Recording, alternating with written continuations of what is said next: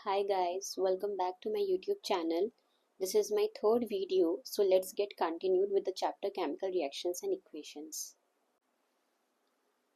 आज इस वीडियो में हम क्वेश्चन आंसर्स डिस्कस करेंगे। क्लास 10th की साइंस की एनसीईआरटी है। सो आपकी क्लास 10th साइंस की एनसीईआरटी के ये पेज नंबर 6 पे ये 3 क्वेश्चंस गिवन है। ये 3 क्वेश्चंस गिवन है, ये उन्हीं टॉपिक्स के हैं जो अभी तक हमने पढ़े थे। तो आज हम ये क्वेश्चन आंसर्स डिस्कस करेंगे आज की वीडियो में। So the first question is why should a magnesium ribbon be cleaned before burning in air. मतलब हमने एक्टिविटी 1.1 की थी जिसमें हमने मैग्नीशियम रिबन को बर्न किया था। तो इसमें यही पूछा गया है कि मैग्नीशियम रिबन को बर्न करने से पहले उसको क्लीन करना क्यों ज़रूरी है। देखो, ये जो मैग्नीशियम रिबन होता है, जब आप उसको ओपन में रखते हो तो वो हम हमारे एटमॉस्फेयर के साथ रिएक्ट कर जाता है। ओके, वो उसमें एक एटमॉस्फेरिक रिएक्शन होता है। हमारे एटमॉस्फेयर में, जो हमारा एटमॉस्फेयर है, उसमें कार्बन डाइऑक्साइड और ऑक्सीजन प्रेजेंट होते हैं। तो कार्बन डाइऑक्साइड और ऑक्सीजन के साथ मैग्नीशियम रिबन रिएक्ट कर जाता है, जिसकी वजह से उसके ऊपर एक लेयर फॉर्म हो जाती है और वो लेयर होती है magnesium oxide and magnesium carbonate की।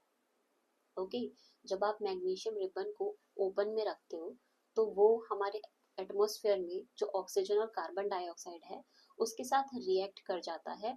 उसके वजह से उसके ऊपर एक लेयर फॉर्म हो जाती है, एक लेयर उसके ऊपर जम जाती है।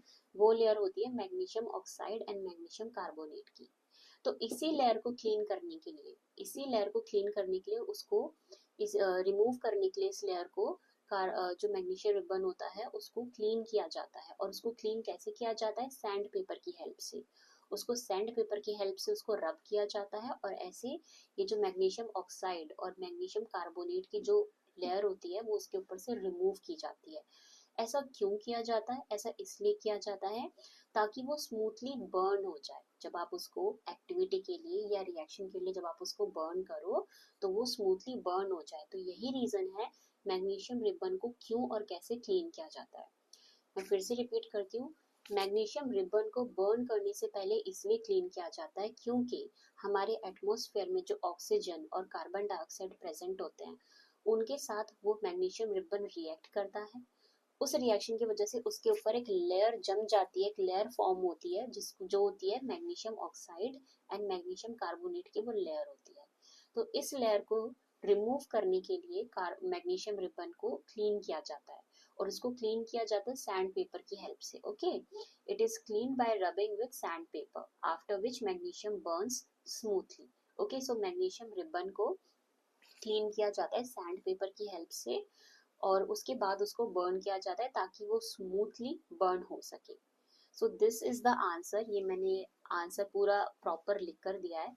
आप इसका स्क्रीनशॉट ले सकते हो या आप इसको नोट डाउन कर सकते हो और इन केस अगर आपका एग्जाम में क्वेश्चन आता है तो आप इस आंसर को लिख सकते हो अपने एग्जाम में। Now move to the next question. So next question है write the balanced equation for the following chemical reactions. यहाँ पे देखो अपने एनसीईआरटी में next question, write the balanced equation for the following chemical reactions. Okay, so first है hydrogen plus chlorine gives hydrogen chloride and second है barium chloride plus aluminium sulphate gives barium sulphate plus aluminium chloride and third है sodium plus water gives sodium hydroxide and hydrogen. Okay, so इनकी आपको balanced chemical equation, इन तीनों की आपको balanced chemical equation लिखनी है। तो मैंने आपको बताया था कि आप एग्जाम में जब भी कोई केमिकल रिएक्शन, कोई भी केमिकल इक्वेशन लिखोगे आप उसको बैलेंस करके लिखोगे। क्यों बैलेंस करके लिखोगे? क्योंकि हमने पढ़ा था law of conservation of mass, means mass can neither be created not destroyed. ना ही आप मास को बना सकते हो ना ही आप उसको डिस्ट्रॉय कर सकते हो। तो हमने ये पढ़ा था कि किसी भी केमिकल रिएक्शन में आपने जिस भी एलिमेंट के जितने एटम्स लिए हैं वो सेम ही रहेंगे before and after the reaction. Reaction के पहले भी और रिएक्शन के बाद भी किसी भी एलिमेंट के जितने जो एटम्स होते हैं, जितने भी होते हैं, 2 हैं, 3 हैं, 4 हैं, वो रिएक्शन से पहले और रिएक्शन के बाद सेम रहेंगे, ना वो बढ़ेंगे ना वो घटेंगे। ओके, तो इसीलिए रिएक्शंस को बैलेंस करना बहुत जरूरी है और आप बैलेंस्ड केमिकल इक्वेशंस ही लिखोगे। अब देखो, फर्स्ट फर्स्ट है आपका hydrogen plus chlorine gives hydrogen chloride. तो हाइड्रोजन आपने ले ली H2 प्लस क्लोरीन हो गया Cl2, तो आपका आ गया HCl। ये हो गया हाइड्रोजन क्लोराइड HCl, उसका फॉर्मूला होता है HCl। लेकिन हमको बैलेंस करना है तो हम इसके आगे 2 लिख देंगे। क्यों? क्योंकि अब आप देखो, आप ना आंसर्स में पूरा बैलेंस करके टेबल्स बना बना के प्रोसेस नहीं दिखाओगे, क्योंकि एक तो ये बहुत ज्यादा टाइम कंज्यूमिंग है और उसकी कोई जरूरत नहीं है और कोई इतना पूछता नहीं है।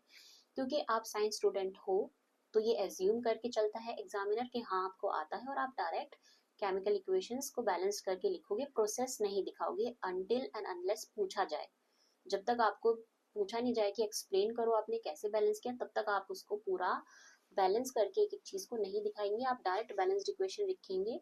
जो बैलेंस करना है वो आप अपने रफ नोट में कर सकते हैं, साइड में रफ नोट बना सकते हैं, वहां पे बैलेंस कर सकते हैं। तो देखो यहाँ पे रिएक्टेंट साइड हमारे पास हाइड्रोजन के 2 एटम्स थे और क्लोरीन के भी 2 एटम्स थे, तो इनसे हमें मिला HCl यानी हाइड्रोजन क्लोराइड।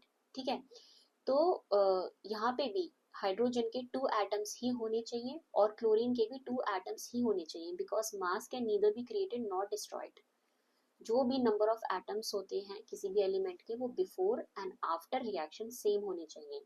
तो उसी को बैलेंस करने के लिए हमने इसके आगे 2 का कोफिशिएंट लगा दिया।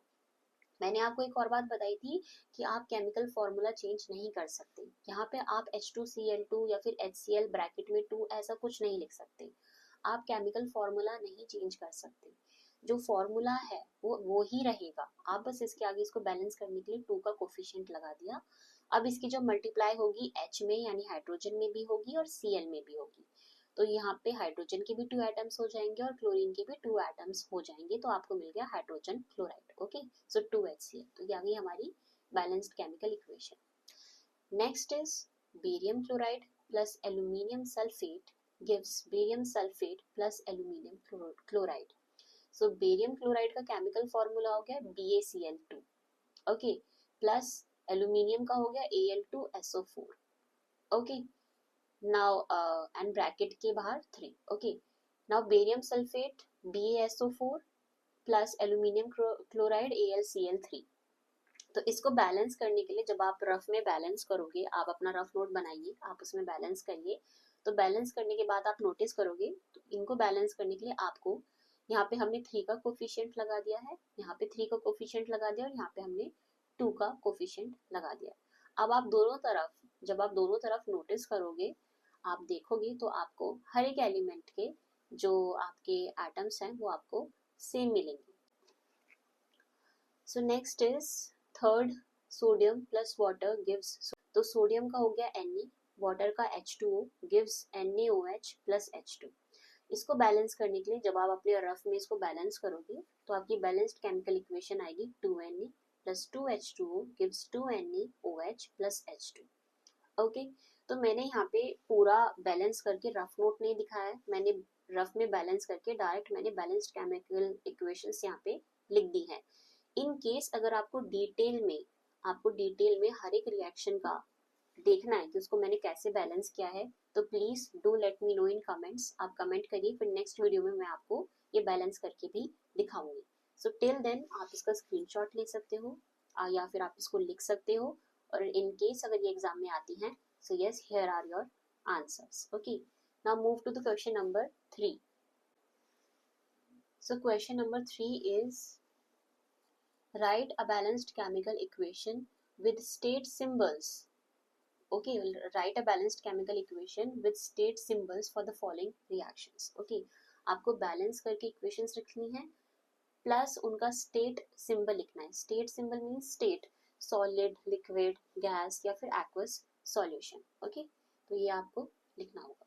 सो फर्स्ट इज, देखो फर्स्ट पॉइंट जो है, फर्स्ट पॉइंट है solution of barium chloride and sodium sulphate in water react to give insoluble barium sulfate and the solution of barium chloride। तो देखो ये आपको जो है सेंटेंस की फॉर्म में लिखा है, ओके, रिएक्शन दिया हुआ है सेंटेंस की फॉर्म में, आपको इसे केमिकल इक्वेशन बनानी है, उसको बैलेंस करके लिखना है प्लस उसकी स्टेट लिखनी है। तो इसमें दिया है सॉल्यूशन ऑफ बेरियम क्लोराइड, तो बेरियम क्लोराइड, तो सबसे पहला हमारे पास आ गया बेरियम क्लोराइड BaCl2, और ये लिखा है सॉल्यूशन ऑफ बेरियम क्लोराइड।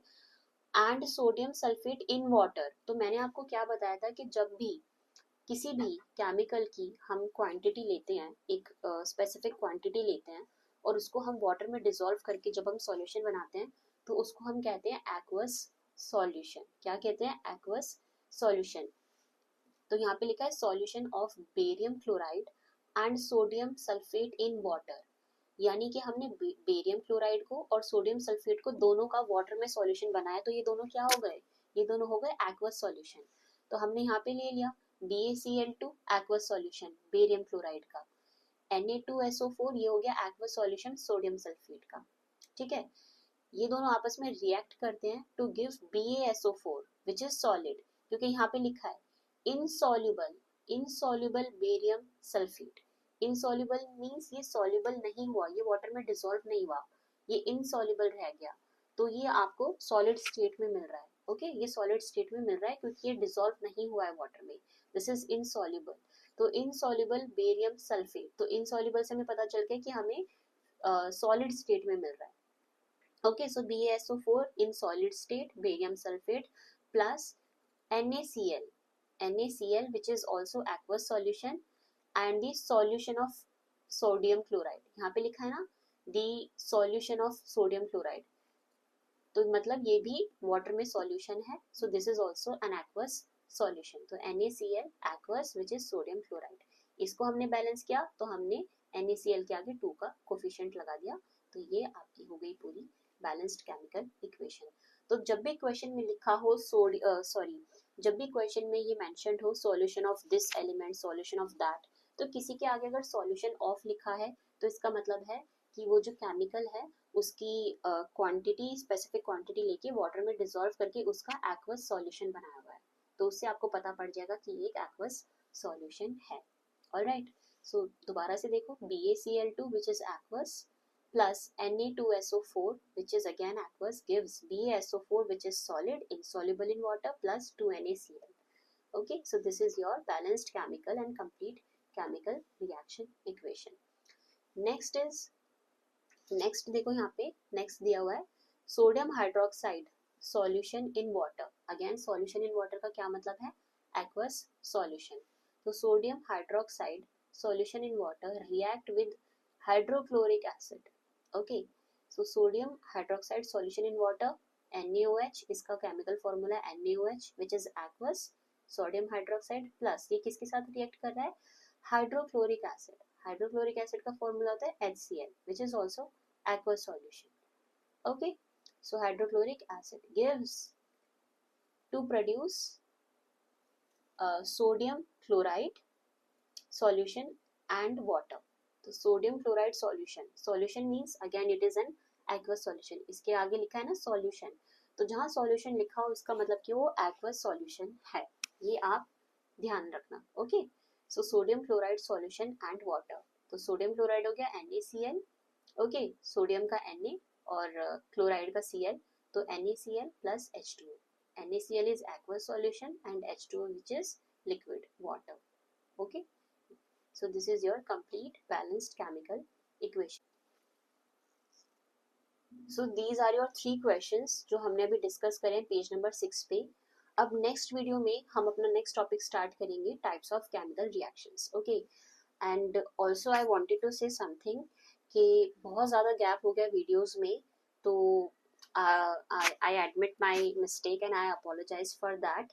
सो अब मैं ट्राई करूंगी कि मैं रेगुलर बेसिस पे वीडियो डालूं, जस्ट इन केस अगर कोई स्टूडेंट भी मेरी वीडियो की हेल्प से पढ़ रहा होगा या नोट्स बना रहा होगा या रिविजन पर्पस के लिए, तो उसको ऑब्वियसली मैं कंसिस्टेंसी से वीडियो अगर अपलोड नहीं कर पाऊंगी तो आपको भी प्रॉब्लम आ रही होगी इन केस अगर कोई बच्चा पढ़ रहा है या फिर रिवाइज कर रहा है, नोट्स बना रहा है, किसी भी पर्पस के लिए कोई अगर मेरी वीडियो को यूज कर रहा है।